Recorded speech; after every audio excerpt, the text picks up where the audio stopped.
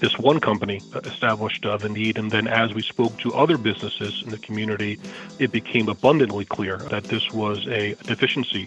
Access to fiber in our community was limited. Welcome to episode 199 of the Community Broadband Bits podcast from the Institute for Local Self-Reliance. I'm Lisa Gonzalez. Valparaiso, Indiana, northeast of Chicago, has recently announced the Valpo Dark Fiber Project. The city is deploying a dark fiber network to serve existing local businesses and spur economic development. In this episode, Chris connects with Patrick Lipp, General Counsel and Economic Development Director for the city. The two cover how the community decided to invest in this dark fiber project, their funding mechanism, and expectations for the network. The Community Broadband Bits podcast brings you information from communities like Valparaiso every week commercial-free. Your contribution will help us continue to share stories from these communities. Contribute today at ilsr.org or muninetworks.org. Click the donate button, and thanks for doing your part. Now here's Chris with Patrick Lipp, General Counsel and Economic Development Director for Valparaiso, Indiana. Welcome to another edition of the Community Broadband Bits podcast. I'm Chris Mitchell, and today I'm speaking with Patrick Lipp, the General Counsel and Economic Development Director for the city of Valparaiso in Indiana. Welcome to the show. Chris, good morning. How are you? I'm doing well, and I'm excited to hear a little bit more about your community. I think people have heard of Valparaiso, the university, but tell us about the community that surrounds it. By the numbers, we have about 32,000 residents within the corporate boundaries of the community, and another about 5,000 or 10,000 residents that live right on our periphery. So we're about somewhere close to 50,000 residents in total. Location, we're about an hour southeast out of Chicago. If you're looking at a map, essentially we're at the tip of Lake Michigan, maybe about 10 or 15 miles south of that tip on Lake Michigan. We're the home of Valparaiso University. It's always great to see the local university participate in athletics and things of that nature, and to see our community's name emblazoned right on their uniforms or on the TV screen. This year, we were fortunate to receive the eCity Google designation for 2015. Essentially, that indicates that the businesses in our community have a very strong online presence, as well as a volume of the e-commerce that they engage in. We're also a semifinalist in the Frontier Communications, America's Best Communities. The finalists will be announced this month in Durham, North Carolina. We're hoping to reach that finalist round, and if we're successful in the entire program, we may receive up to $3 million for a community project. So we're excited about that. We think we have one of the nicest downtowns in all of the Midwest of our community of our size. About 13 years ago, our current mayor really focused on our downtown. Our downtown is perceived to be and is the heart of a community, and if the heart's beating well, the rest of the community is usually doing well as well, and our downtown is doing very, very well. Well, that's great. One of the things that the Institute for Local Self-Reliance has been working on for longer than broadband internet access is the health of local businesses in downtowns. So I'm excited to hear that. We're going to be talking about some of the issues around broadband internet, but it sounds like your community probably has a pretty good familiarity with why that's important, judging from the being a finalist and a winner of some of those contests you mentioned.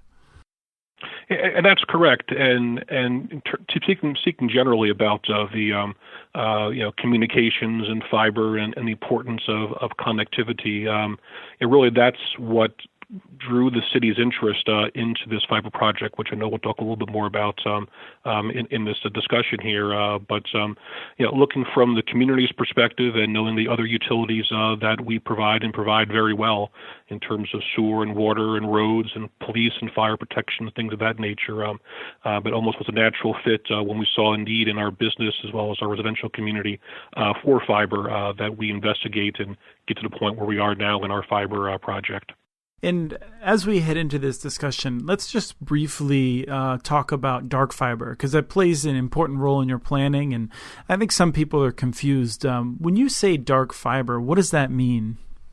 I'll tell you, initially, I was probably in the group of confused people when I first was exposed to dark fiber, and we would tell the jokes that it was a name of a breakfast cereal, a healthy breakfast cereal, if you will. But as I understand the term how we use it is that it's unlit fiber or fiber that is not currently being used. As mentioned before, it essentially is no different than other physical types of utilities within the community.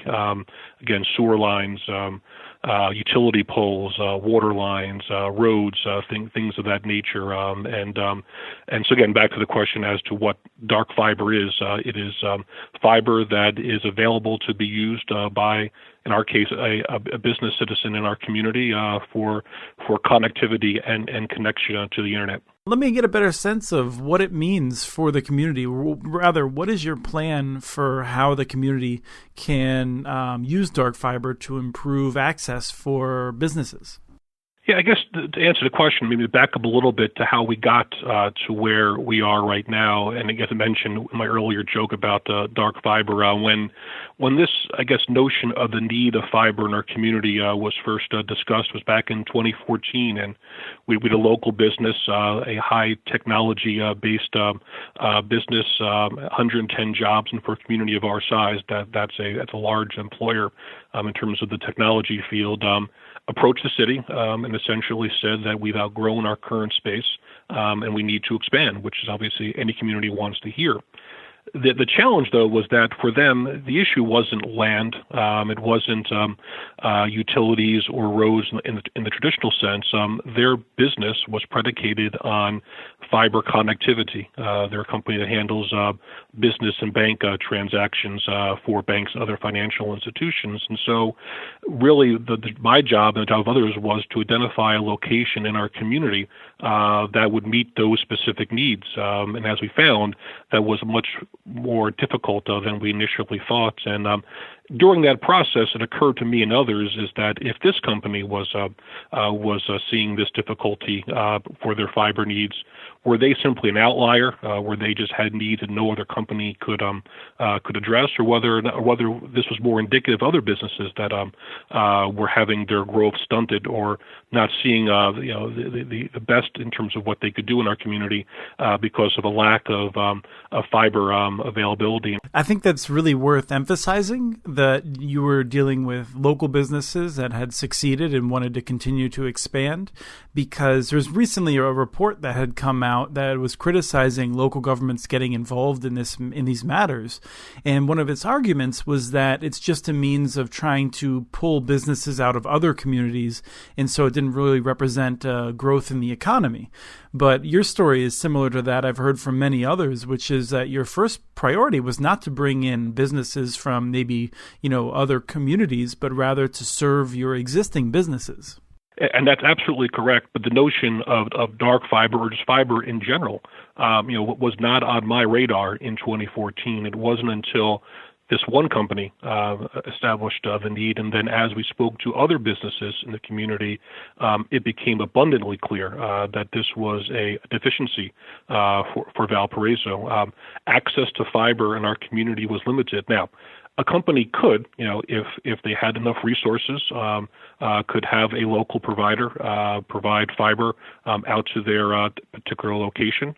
The costs were expensive, and a story I often tell, and it's factually accurate, is that local business in an industrial park here in Valparaiso decided that they needed to get fiber connectivity. Go to one of the local providers. They say sure. About an $80,000 cost for the build out to their plant. As a smart business owner, he went to other businesses in the industrial park and said, I got this quote. Why don't we share or in some way divide the cost, and we both could benefit? And unfortunately, no other business in the industrial park would agree. He bit the bullet and paid the capital cost to have fiber out to his business. And sure enough, within 6 months after the project was done, that provider was talking to other businesses in the industrial park. They were then hooking up to the fiber out there. But unfortunately, the first adopter, if you will, the first customer was paying the total capital cost there. And in my world, that's rather inefficient and not appropriate. And unlike in other utilities where there's some way to recapture cost, again, in Indiana, if you are the person who incurs a cost for sewer or water expansion, there are some instances where you can recapture if other users eventually tap into what you've paid for. As far as I know, in the world of fiber, that isn't honored, and so again, it's very inefficient. And we saw that as one example of where, if the community chose to invest in this, incidences like that would be non-existent. Right. I think that's it's admirable for that company to have effectively, paid that cost to benefit all those other businesses. But in our experience, usually even the one company will not pay that, and then the fiber just will not be expanded. So, but I think that's a really good illustration of what happens when the city doesn't have a proactive approach, which is something that you're now rectifying. What are you planning on doing to sort of help businesses make sure that they won't have to be the next ones that have to pay a prohibitive cost? Well, in terms of the design of our system, as I mentioned, in terms of our location, we're very fortunate in many ways, but one of the ways is that being so close to Chicago and also to South Bend, Indiana, is that those are two larger hubs of bandwidth, and the term that people often use is the last mile. If you have a fiber connectivity within your community, if you can get that last mile or last couple of miles through those larger transcontinental lines that usually run along interstate highways or along rail lines, and you can connect onto those, that's where then your community and your businesses, in terms of accessing more appropriately cost bandwidth, becomes more realistic. And so from our design, we've essentially done two loops around various parts of our community, and then essentially a straight shoot up towards Lake Michigan, where those east-west lines are, and then there'll be a connection point there. And then at that point, local businesses, and again, as part of our due diligence and our many stakeholder meetings with those businesses, some hospitals, the university, and other businesses that have an interest, have said, if you can get that last mile, if you will, of fiber in and provide us with the dark fiber, to a certain degree, we can take it from there. We have the technology, we have the IT departments to light that fiber, to negotiate our own bandwidths. And from some numbers that we have seen in terms of what current providers' costs are for a bandwidth and what the cost will be to our local businesses once they have that access to other providers of bandwidth, the cost savings are very beneficial to the businesses here. And hopefully in the future, other businesses that choose to locate or expand in Valparaiso will see that benefit as well. And did you consider other approaches? What made the dark fiber approach that you ended up settling on the most attractive for your community? Yeah, in terms of the dark fiber approach, and I know because when we did our research, there were communities that have gone beyond just simply the capital infrastructure of the fiber, but have also, in essence, become a service provider, or have, in essence, formed their own business, or have partnered with either a chamber of commerce or some other entity, and then not only become the capital owner of the fiber and leasing it, but then they also sell the bandwidth. And that model, although presumably not a bad model for other communities or other regions, was not an area that we were looking to get into. One of the things that we were attempting not to do is directly compete against the current providers in our community. In large part, this was to supplement and in areas provide service where the private sector had not chosen, because of cost or other reasons, had chosen not to invest. In some ways, it's no different than a community putting in a road in a business park that at that point doesn't have any development, but at some point the expectation development will come there. If you're a current provider, your investment structure might not say, let's extend 5 or 10 miles of fiber into an area where we might see some return down the road. if you're a city council, if you are a mayor, if you're a redevelopment commission, looking more forward than simply your next quarterly business report, those are decisions you can make. And so our choice at this point was not to get into the bandwidth sale component, but was to put the infrastructure in, put the fiber in, and initially work with those businesses that could take that dark fiber and light it for their own benefit. So let's talk about how you're financing this. What's the plan for how you're going to pay for the costs of doing it? Valparaiso is very fortunate in the sense that we had the foresight in the early 1990s to establish a redevelopment commission and do what is commonly known as TIF, which stands for Tax Increment Financing or Tax Increment Funds. Each state has their own what I call toolbox of tools for economic development and incentives and ways in which they can help spur growth within their community. To a certain degree, Indiana communities are limited in what we can do. One is tax abatement that we can provide to a business, and the other is the use of tax increment funds for investment in infrastructure or investment in public improvements. And so because of the good stewardship of our redevelopment commission, we have funds available for this project. And again, given the need and the importance of fiber, the redevelopment commission has chosen to invest about $2.5 to $3 million in the initial build out of the fiber loop, and then depending upon the needs for legs and laterals and other ways to get the fiber directly to the end user, we're discussing ways to make that cost effective for the residents in the greater Valparaiso area. I'm curious because I know that TIF is something that's happened in other places in Indiana. Were you modeling your program on some of the other projects, or is this something that you more or less developed independently? How did you come up with this approach?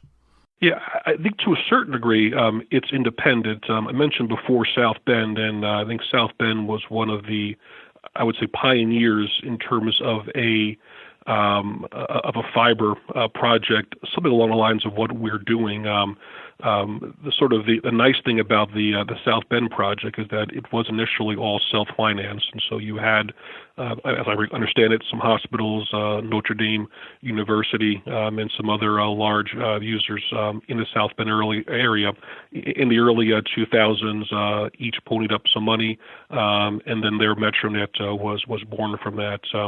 We didn't have enough of those types of businesses in our community that could write those types of checks up front, and so it was the need of the redevelopment commission to have those funds. As I mentioned earlier, being good stewards with that money, we had funds available that were in essence unencumbered.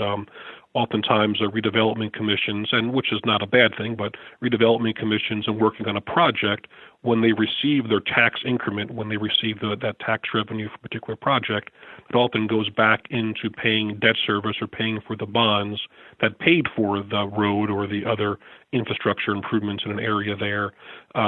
Because, again, of the good stewardship of our redevelopment commission, our mayor, our city council, we have essentially unencumbered TIF revenue that allowed us then to do this project where I think other communities might not have had the resources. Other thing that I've noticed is in other communities, their fiber projects was kind of an organic outgrowth from a much smaller project. And so, for example, you might have the police department and the fire department and City Hall connected. And then you might have a business say, listen, you got your fiber out there. Do you mind if we hook on? And it kind of organically would grow from that.